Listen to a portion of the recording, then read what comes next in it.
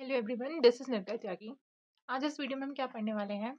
आज इस वीडियो में हम क्लास 7th के चैप्टर जिसका नाम है towns, traders and craft versions उसको कवर करने वाले हैं। तो चलिए इस वीडियो को हम स्टार्ट करते हैं। तो ज़रा सोचिए कि आज के ज़माने में किसी सिटी के बारे में हम सोचते हैं, जैसे हम बोलें बेंगलुरु, जो कि क्या है, जो कि आईटी हब है। आईटी हब, या फिर हम कहें कैपिटल, जो हमारी कैपिटल है वो क्या है, दिल्ली, या फिर हम कहें वाराणसी जैसी कोई रिलीजियस प्लेस।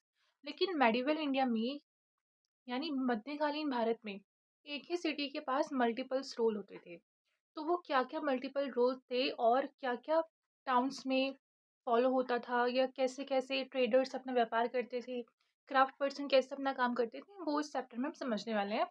तो चलिए हम अपना फर्स्ट टॉपिक से स्टार्ट करते हैं। सबसे पहले अगर हम एडमिनिस्ट्रेटिव टाउन्स की बात करें, तो एडमिनिस्ट्रेटिव टाउन्स ये वो शेल्टर्स थे जहां राजा अपनी कैपिटल बनाकर रहते थे, जिसका बेस्ट एग्जांपल हमें थंजावुर देखने के लिए मिलता है। क्या देखने के लिए मिलता है? थंजावुर। जो थंजावुर है वो चोला किंग्स की कैपिटल थी। ये टाउन कावेरी रिवर के पास था। कौन सा? थंजावुर। कौन सी रिवर के पास था? कावेरी रिवर के पास था, जिससे यहाँ पानी की कोई कमी नहीं थी। और सिंपल सी बात है, जब वाटर फैसिलिटी अच्छी है तो इनडायरेक्टली जो एग्रीकल्चर है वो भी बूम करेगा। एग्रीकल्चर फैसिलिटी भी बहुत अच्छी होगी, एग्रीकल्चर यहाँ पे बढ़ेगा। ठीक है। और यहाँ यहाँ पे किंग राजा राजा चोला ने राजा राजा चोला ने एक ग्रैंड टेम्पल बनवाया, जिसका नाम क्या था? जिसका नाम था राजा राजेश्वरा टेम्पल। और अगर हम इस राजा राजेश्वरा टेम्पल की आर्किटेक्चर की बात करें, तो उसके आर्किटेक्चर का नाम था कुंजारा मल्लन राजा राजा पेरुन पेरुंथाचन। कुंजारा मल्लन राजा राजा पेरुंथाचन इसकी आर्किटेक्चर का नाम था, जिसने मंदिर की दीवार पर अपना नाम प्राउड से एनक्रेव भी किया था। एडमिनिस्ट्रेटिव सेंटर होने की वजह से यहाँ बड़े बड़े मंडप्स हमको देखने के लिए मिलते हैं। क्या देखने के लिए मिलते हैं? बड़े बड़े मंडप्स, यानी जिनको हम पेविलियन बोलते हैं। यहाँ पर राजा अपनी कोर्ट लगाते थे, मतलब अपना दरबार लगाते थे, और उनके जो भी सबऑर्डिनेट ऑफिसर्स थे, सबऑर्डिनेट मतलब कि राजा से जो नीचे वाली रैंक पे उनके जो ऑफिसर्स थे, उनको राजा ऑर्डर दिया करता था और मिलिट्री बैरक्स को मैनेज करते थे। ये था हमारा एडमिनिस्ट्रेटिव सेंटर। अब हम बात करते हैं टेम्पल टाउन्स की। तो टेम्पल टाउन्स की जब बात आती है तो कई लोगों को बड़ा कंफ्यूजन होता है कि जो टेम्पल्स थे वो सिर्फ वर्शिप के लिए यूज होते थे, सिर्फ पूजा पाठ ही यहाँ पर होता था। बट ऐसा बिल्कुल भी नहीं है। नो। मिडिवल टाइम में temples were the economic engines.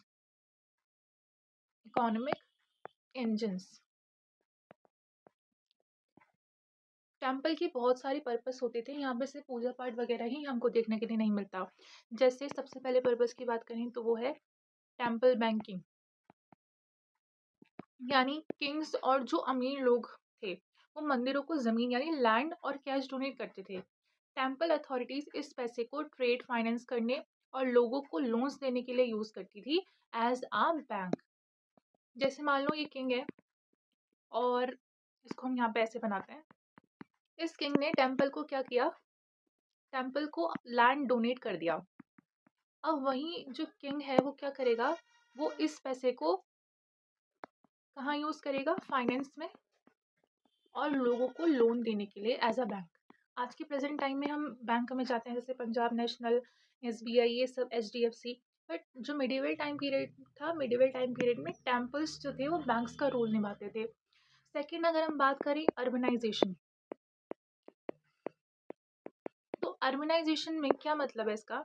कि मंदिर के पास प्रीस्ट, गार्लैंड मेकर्स यानी फूल वाले, कुक्स, म्यूजिशियंस, डांसर्स और ट्रेडर्स आकर बसने लगे। तो ऐसे ऐसे क्या हुआ, जब कोई ऐसी खाली पड़ी जगह है, अब यहाँ पर धीरे धीरे लोग आकर अपना घर बना लेते हैं। ठीक है। तो सिंपल सी बात है, जब लोग आकर यहाँ पे बसेंगे तो इस चीज़ का क्या होगा? अर्बनाइजेशन होगा, शहरीकरण होना चालू हो जाएगा। तो ऐसे बने हमारे टेम्पल्स टाउन्स। अगर हम टेम्पल टाउन्स का एग्जाम्पल देखें तो वो है हमारा सोमनाथ, जो कि गुजरात में है। उसके बाद आता है हमारा कांचीपुरम और मदुरई, जो कि हमारा तमिलनाडु में है। उसके बाद आता है हमारा तिरुपति।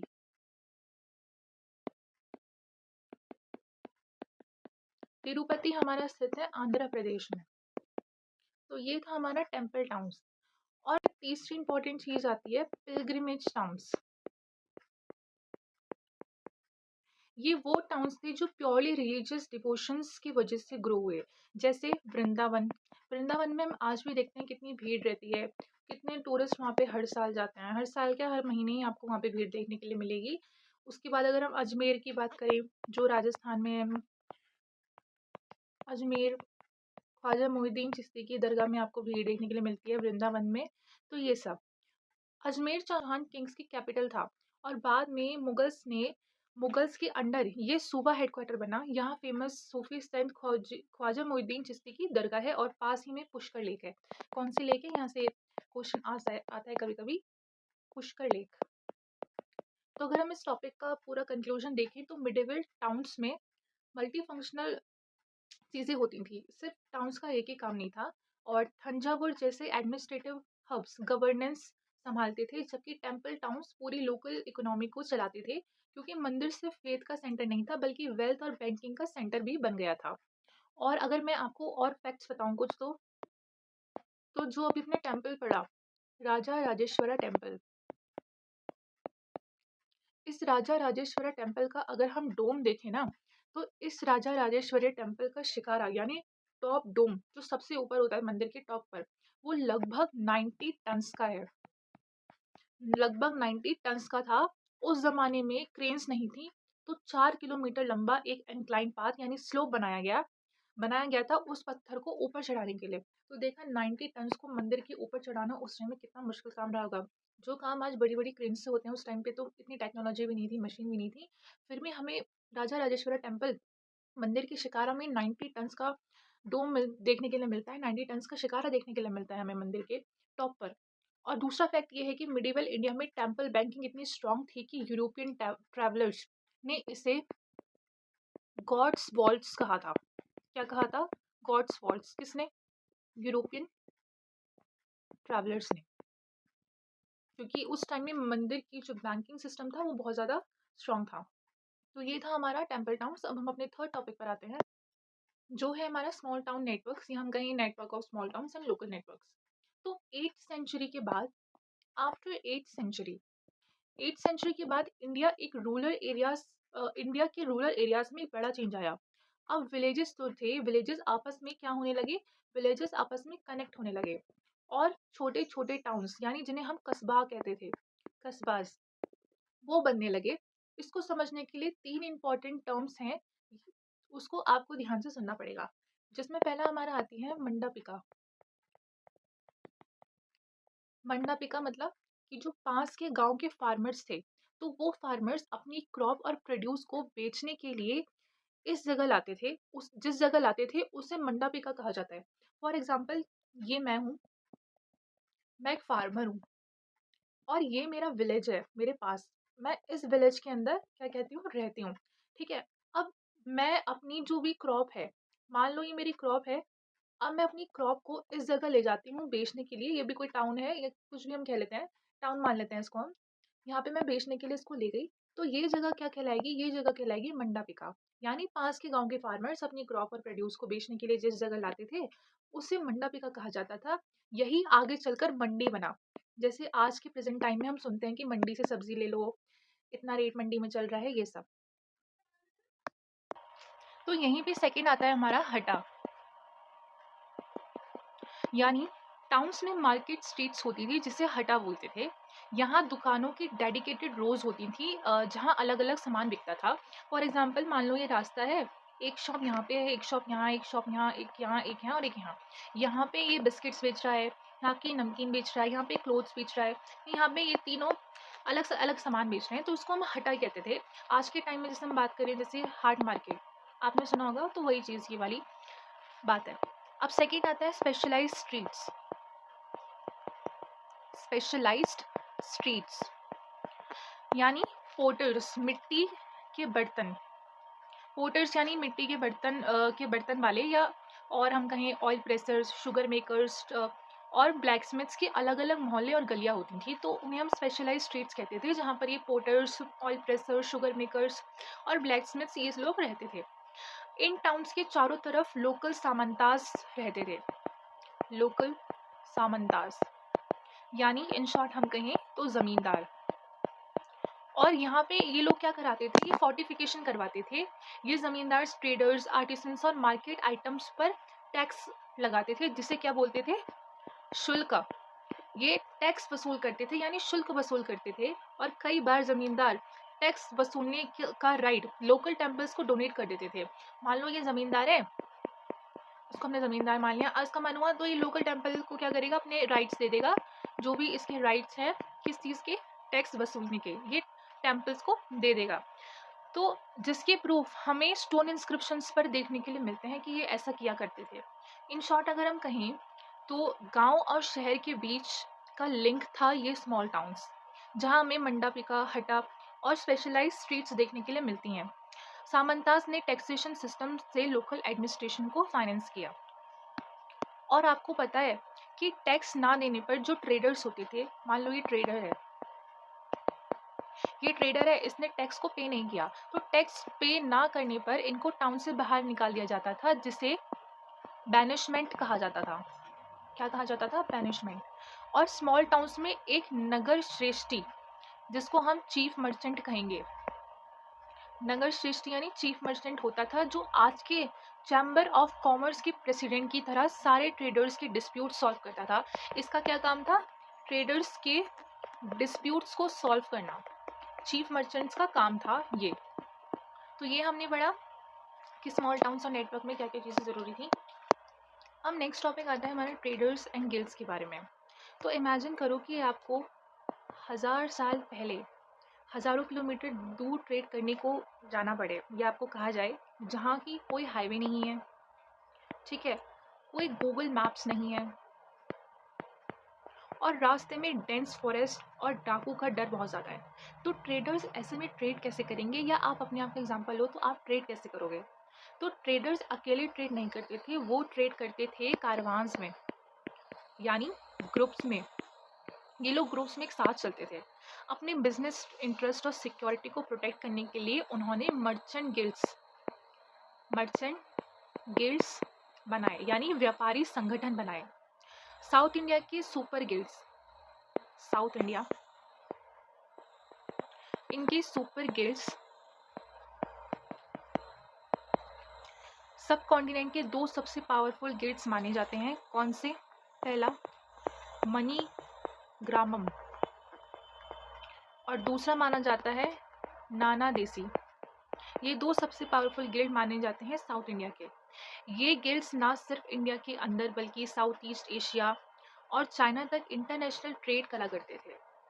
अगर हम major trading communities and goods की बात करें, तो सबसे पहले अगर हम कम्युनिटीज़ देखें तो उसमें हमारा चेतियार्स, उसके बाद मारवाड़ी, उसके बाद ओसवाल्स, मारवाड़ी ओसवाल्स, जो आगे चलकर देश के सबसे पुराने बिजनेस हाउसेस बने, वो थे गुजराती, बनिया और मुस्लिम बोरास। अब बात करें कि इंडिया से क्या इंपोर्ट और क्या एक्सपोर्ट होता था, तो इंडिया से अगर हम देखें तो इंडियन कॉटन क्लोथ और स्पाइसेस इंडिया से क्या होते थे, एक्सपोर्ट होते थे। और इंडिया में इंपोर्ट क्या होता था, इंपोर्ट होता था इंडिया में सिल्वर और गोल्ड। इंडियन स्पाइसेस ने यूरोपियन फूड का टेस्ट बदल दिया था, इसलिए उनकी यूरोप में बहुत हाई डिमांड थी। और अफ्रीका से आइवरी और गोल्ड, यूरोप से सिल्वर, चाइना से सिल्क और प्रोक्लेन पोइट्री, ये सब इंडिया क्या करता था, इंपोर्ट करता था। इन शॉर्ट अगर हम देखें ट्रेडर्स गिल्ड्स एंड इसका कंक्लूजन, तो रिस्क ज़्यादा था तो यूनिटी बनाई, यानी मर्चेंट गिल्ड्स मिडिवल टाइम की एमएनसीज, मल्टीनेशनल कॉरपोरेशंस थी, जो इंडिया के स्पाइसेस और क्लोथ्स को पूरी दुनिया में एक्सपोर्ट करती थी। तो यहाँ पे अब हम बात करेंगे हम्पी, मछलीपट्टनम एंड सूरत की। किसकी, हम्पी, मछलीपट्टनम और सूरत। अगर यहाँ पे हम हम्पी की लोकेशन देखें तो हम्पी जो है वो कृष्णा, तुंगभद्रा बेसिन जो कर्नाटका में है वहाँ पर बसी है। और जो हम्पी है वो विजयनगर एम्पायर की कैपिटल मानी जाती है। किसकी कैपिटल मानी जाती है? विजयनगर एम्पायर, जो कब था? 1336 में। हम्पी की फोर्टिफिकेशन में कोई मोटार या सीमेंट का यूज़ नहीं हुआ था। ये इसका एक स्पेसिफिक फीचर है जो हमें देखने के लिए मिलता है। किसका यूज़ नहीं हुआ था? मोटार और सीमेंट। इनका यूज़ हम्पी की फोर्टिफिकेशन यानी किलेबंदी में नहीं किया गया था। स्टोन्स को आपस में ट्रेपेजाइड शेप से इंटरलॉकिंग सिस्टम पर फिट किया जाता था। मान लो ये ऐसा कोई स्टोन का स्ट्रक्चर है, ठीक है, और फिर हमने यहाँ पे ऐसा कुछ स्टोन लगा दिया, फिर हम ऐसे लगाते चले गए स्टोन, तो यह कि ये क्या हो गई हमारी? ये इंटरलॉकिंग सिस्टम हो गया। तो इस इंटरलॉकिंग सिस्टम में कोई भी मोटार और सीमेंट का यूज़ नहीं किया जा सकता था। इससे क्या था? इस इंटरलॉकिंग सिस्टम से दीवारों की मजबूती भी बनी रहती थी और उस टाइम में मोटार और सीमेंट का कोई यूज़ भी नहीं होता था इसमें। उसके बाद अगर हम कमर्शियल एंड कल्चरल हब की बात करें हम्पी के, तो मार्केट्स में मूर्स यानी मुस्लिम मर्चेंट्स, चेतीस और पोर्टुगीज ट्रेडर्स का बहुत क्राउड रहता था।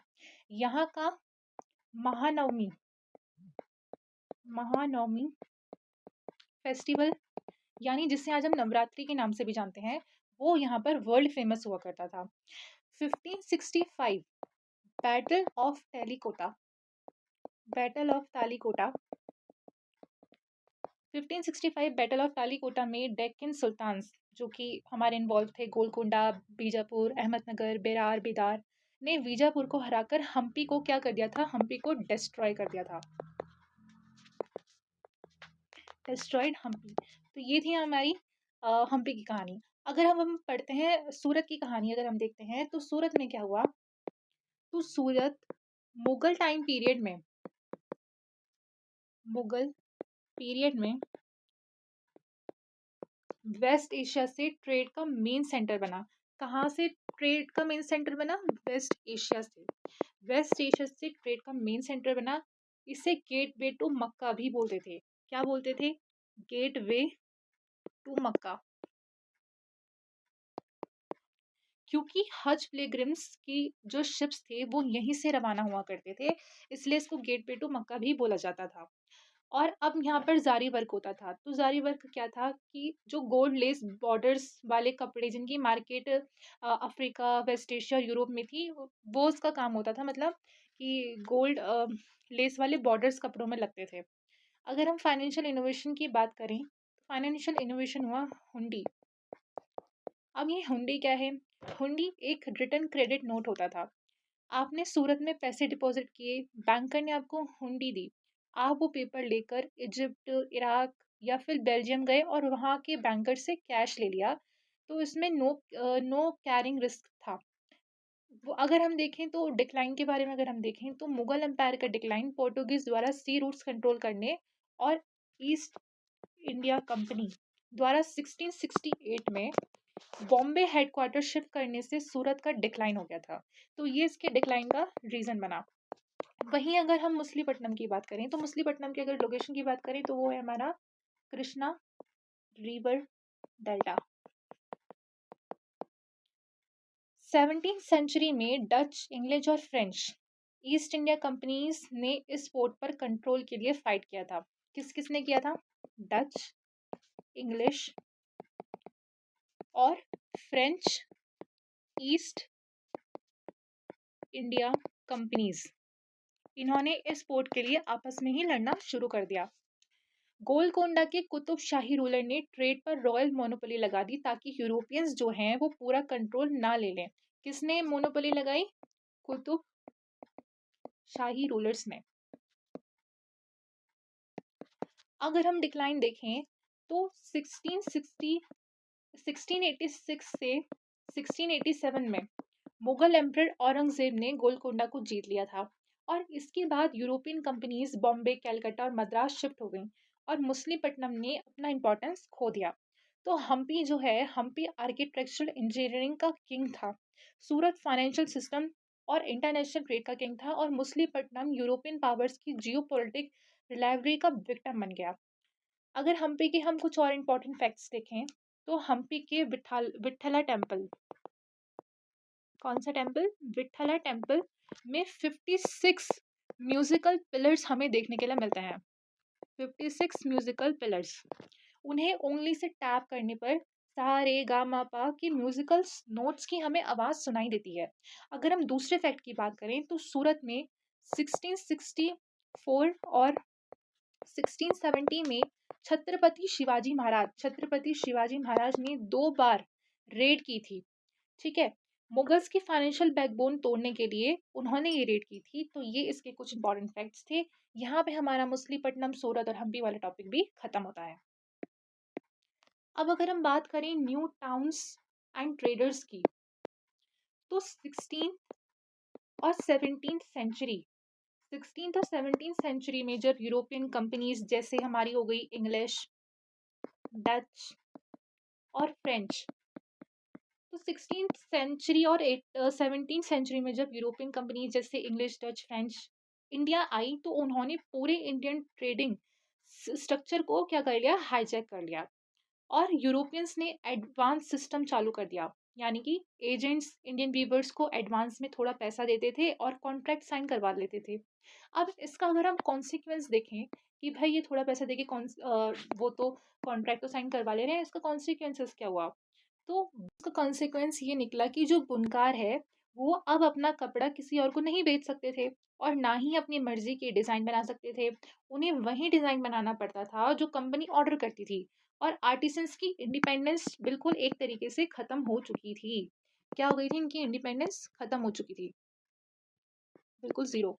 फॉर एग्जाम्पल हम यहाँ देखते हैं, ये है हमारा आर्टिसन और ये कंपनी का कोई आदमी है। इसने क्या किया, इस कंपनी के आदमी ने इससे कॉन्ट्रैक्ट करा लिया और इसको थोड़े से क्या दिया बदले में, मनी। अब इसने इस कॉन्ट्रैक्ट पे क्या किया, साइन भी कर दिया है। अब इसने साइन कर दिया है तो ये अब क्या हो गया है, ये हो गया है अब बाइंड। अब ये सोचे भी और चाहे भी कि अपना कपड़े किसी और को बेचे या किसी और डिज़ाइन में अपना कपड़े किसी और को बेचे, तो वो नहीं हो सकता है क्योंकि इसने पहले से ही इस कॉन्ट्रैक्ट पे क्या कर दिया है, साइन कर दिया है। अब ये बाइंड है। तो इससे क्या हुआ, इससे आर्टिसंस के ऊपर बहुत प्रेशर हो गया और उनकी इंडिपेंडेंस एक तरीके से ख़त्म हो गई। और जो यूरोपियंस थे, यूरोपियन कंपनीज ने 3 मेन सेंटर्स बनाए, बॉम्बे, कैलकटा और मद्रास। यहाँ उन्होंने एक स्ट्रिक्ट रेशियल सेग्रीगेशन मतलब जात रंग के आधार पर अंतर किया। तो उन्होंने 2 टाउन्स डेवलप किए, एक था हमारा ब्लैक टाउन्स, सेकंड था हमारा वाइट टाउन्स। अब जो ये हमारा ब्लैक टाउन था, तो ये ब्लैक टाउन जो था वो इंडियन ट्रेडर्स, वीवर्स और आर्टिसंस को अनऑर्गेनाइज्ड और क्राउडेड ब्लैक टाउन्स जैसे फोर्ट के बाहर का एरिया में रहने पर मजबूर किया गया। वहीं अगर वाइट टाउन्स में देखें तो वाइट टाउन्स में European rulers privilege, well planned और हाईली प्रोटेक्टेड एरियाज में रहते थे, जैसे फोर्ट सेंट जॉर्ज मद्रास और फोर्ट विलियम कैलकटा। तो यूरोपियन ईस्ट तो देखा आपने, यूरोपियंस के आने से इंडियन आर्टिसंस कॉन्ट्रैक्ट वर्कर बन गए और इंडियन ट्रेडर्स का डोमिनेंस ही खत्म हो गया। क्या हुआ, जो इंडियन ट्रेडर्स थे उनका जो डोमिनेंस है वो पूरी तरीके से खत्म हो चुका था और नए कॉलोनियल सिटीज जैसे बॉम्बे, कैलकटा, मद्रास और ब्लैक वर्सेस वाइट टाउन्स का क्या हुआ, बर्थ हुआ। वाइट टाउन्स में जो थे वो यूरोपियंस रहते थे बिल्कुल फोर्टिफिकेशन करके अपना वेल प्लान तरीके से, और ब्लैक टाउन्स में इंडियन ट्रेडर्स, वीवर्स और आर्टिसंस को अनऑर्गेनाइज्ड और क्राउडेड तरीके से रखा जाता था। और यहाँ पर एक फैक्ट ये है कि जो मद्रास है, मद्रास का जो ब्लैक टाउन था, मद्रास के ब्लैक टाउन को बाद में जॉर्ज टाउन के नाम से जाना गया। और फैक्ट 2 हमारा ये है कि जो डांडनी सिस्टम इतना ब्रूटल था कि जब वीवर्स कॉन्ट्रैक्ट पूरा नहीं कर पाते थे तो उनके हाथ के अंगूठे बांध दिए जाते थे ताकि वो किसी और के लिए वीविंग ना कर सकें। देखा आपने कितना ब्रूटल ये सिस्टम था। मान लो ये एक आर्टिसन है, तो जो आर्टिसन है इसने जो कॉन्ट्रैक्ट कर रखा था, इसने इस कॉन्ट्रैक्ट के हिसाब से काम नहीं किया या पूरा नहीं कर पाया, तो इसका जो हाथ का अंगूठा है उसको क्या कर दिया जाता था, बांध दिया जाता था, जिससे कि ये किसी और के लिए भी काम ना कर सके। तो इतना ब्रूटल सिस्टम था इन यूरोपियंस का। तो अब हम बात करने वाले हैं 400 साल पुरानी इंडिया की सबसे बड़े ट्रेडिंग हब और शॉपिंग सेंटर की, जो था गुजरात का सूरत। और इस टॉपिक को हम कहते हैं Surat a gateway to the west. अब सबसे पहले दिमाग में सवाल आता है कि इसे गेटवे टू द वेस्ट क्यों कहा जाता होगा आखिर। तो मुगल पीरियड के दौरान अगर किसी को भी इंडिया से वेस्ट एशिया, कहाँ से, इंडिया से वेस्ट एशिया, वेस्ट एशिया यानी हम देखें तो हमारा ईरान, इराक, सऊदी अरेबिया या यूरोप जाना होता था अगर किसी को, तो सबसे बड़ा सी पोर्ट सूरत ही था उस टाइम में। यहाँ तक कि जो लोग हज यात्रा पर जाते थे यानी मक्का जाते थे, उनके शिप्स भी सूरत पोर्ट से ही रवाना होते थे उस टाइम में। इसलिए सूरत को दो नाम मिले, गेटवे टू द वेस्ट जो कि पहला नाम है, और दूसरा नाम इसको मिला गेटवे टू मक्का, यानी जो हज यात्रा के लिए लोग जा रहे हैं। अब जहाँ पूरी दुनिया से शिप्स आएंगी वहां का बाजार कैसा होगा, कभी सोचा आपने? तो एकदम कंपोलिन, तो एकदम कॉस्मोपॉलिटन। पोर्टुगीज, डच, इंग्लिश सबकी फैक्ट्रीज और वेयर हाउस सूरत में ही थे। किसकी? पोर्टुगीज, डच और इंग्लिश, इन सबकी फैक्ट्रीज और वेयर हाउस सूरत में ही थे। 17th सेंचुरी में 17th सेंचुरी में तो हालत ये थी कि किसी भी दिन सूरत के पोर्ट पर 100 से ज्यादा अलग अलग देशों के शिप्स एक साथ खड़े रहते थे। लेकिन सूरत में ऐसा क्या बिकता था जिसके लिए पूरी दुनिया इतनी पागल थी? तो सबसे बड़ी चीजें, पहला था कॉटन टेक्सटाइल, और उसमें सबसे फेमस था जारी वर्क। कॉटन टेक्सटाइल में सबसे फेमस था जारी वर्क। जारी यानी कपड़े के बॉर्डर्स पर गोल्ड और सिल्वर के धागों से खूबसूरत कारीगरी करी गई हो। जैसे फॉर एग्जांपल ये हमारा मानते हैं कोई कपड़ा है, इसके ये बॉर्डर्स हैं और इसमें हमने गोल्ड से या सिल्वर से बहुत अच्छे डिजाइन्स बनाए हैं, इसलिए इसको कहा गया जारी वर्क, और ये बहुत फेमस था उस टाइम पे। इन कपड़ों की डिमांड वेस्ट एशिया,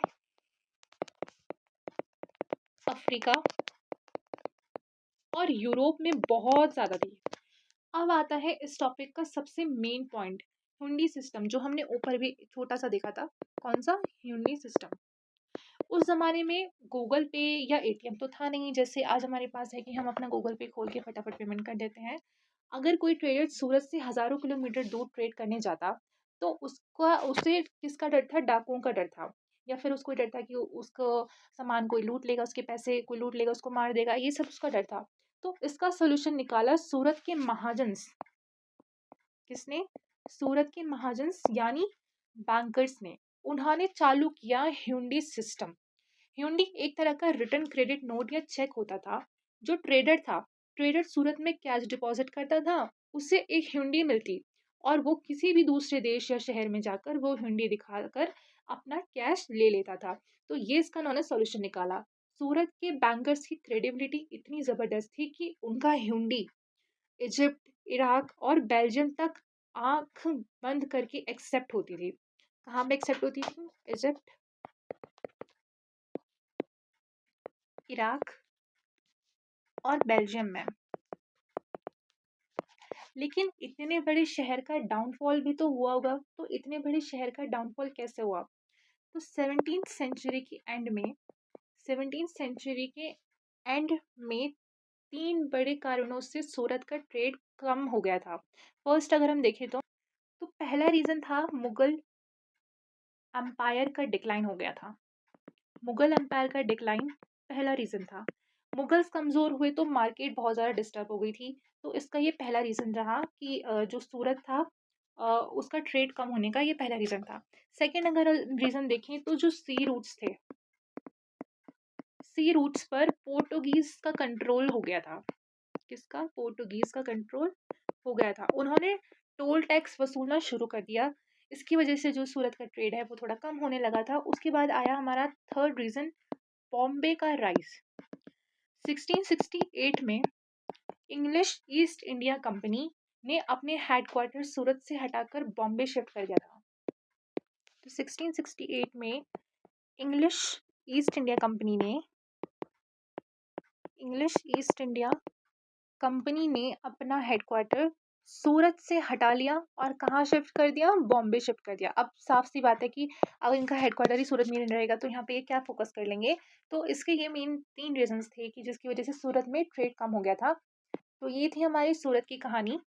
सूरत सिर्फ एक पोर्ट नहीं था, वो इंडिया की इकोनॉमी का हर्ट था, जिसके जारी वर्क ने कपड़ों को फेम दिया और ह्यूंडी सिस्टम ने बैंकिंग को ट्रांसफॉर्म कर दिया था। अब आते हैं हम अपने लास्ट टॉपिक पे, जिसका नाम है fishing in trouble water, Machilipatnam. तो सबसे पहले इस टाइटल का मतलब हम समझते हैं। फिशिंग इन ट्रबल्ड वाटर एक इंग्लिश फ्रेज है जिसका मतलब होता है किसी मुश्किल या आपस की लड़ाई का फायदा उठाना। अब सवाल ये है कि मछलीपट्टनम में ऐसी कौन सी लड़ाई चल रही थी और कौन किसका फायदा उठा रहा था। तो मछलीपट्टनम आंध्र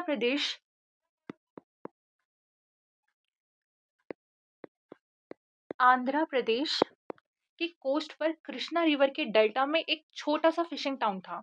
लेकिन 17th सेंचुरी कब 17th सेंचुरी में जब European trading companies India I, तो ये छोटा सा फिशिंग पोर्ट आंध्र कोस्ट का सबसे ज़रूरी पोर्ट बन गया था। यहाँ सबसे पहला फोर्ट किसने बनाया? तो यहाँ सबसे पहला फोर्ट बनाया डच ईस्ट इंडिया कंपनी ने। लेकिन डच के अलावा इंग्लिश और फ्रेंच ईस्ट इंडिया कंपनीज भी मछलीपट्टनम पर कब्जा करना चाहती थी। अब जब इतनी सारी यूरोपियन पावर्स एक ही पोर्ट के पीछे पड़ जाएंगी तो वहाँ कॉन्फ्लिक्ट और कंपटीशन तो होगा ही। लेकिन इस पूरे खेल में लोकल रूलर्स कौन थे? तो गोलकोंडा के कुतुब शाह कुतुब शाही रूलर्स और गोलकोंडा के किंग ने देखा कि अगर ये यूरोपियन कंपनीज आपस में लड़कर पूरे पोर्ट पर कब्जा कर लेंगे तो लोकल ट्रेडर्स का क्या होगा। इसलिए कुतुब शाही रूलर्स ने एक क्लेवर मूव खेला। उन्होंने टेक्सटाइल्स, स्पाइसेस और बाकी आइटम्स के ट्रेड पर क्या कर दिया? रॉयल मोनोपली रॉयल मोनोपोली लगा दी। यानी कोई भी यूरोपियन कंपनीज बिना किंग की परमिशन के डायरेक्ट सारा सामान नहीं खरीद सकती थी। इस वजह से मछलीपट्टनम एक ऐसा बैटलफील्ड बन गया जहां गोलकोंडा के नॉबल्स, तेलुगु चेतीस, पर्शियन मर्चेंट्स और यूरोपियन कंपनीज सब आपस में कंपटीशन कर रहे थे। और इस इंटेंस कंपटीशन की वजह से ये शहर बहुत रिच और पॉपुलस बन गया। लेकिन फिर आता है सबसे बड़ा ट्विस्ट। 1686 से 1687 में मुगल एम्परर औरंगजेब ने गोलकोंडा पर अटैक कर दिया। क्या हुआ? औरंगजेब ने गोलकोंडा पर अटैक किया और उसे क्या किया? मुगल एम्पायर में उसको मिला लिया, यानी एनेक्स कर लिया। पर जैसे ही मुगल्स का कब्जा हुआ, यूरोपियन कंपनीज ने अल्टरनेटिव स्पोर्ट्स को ढूंढना शुरू कर दिया। East English east India company east India company की नई पॉलिसी ये थी कि पोर्ट सिर्फ ट्रेड के लिए नहीं बल्कि पॉलिटिकल पावर, रेवेन्यू का सेंटर भी होना चाहिए। इसलिए उन्होंने मछलीपट्टनम को छोड़कर अपने नए सेंटर्स बनाए। कहाँ पर?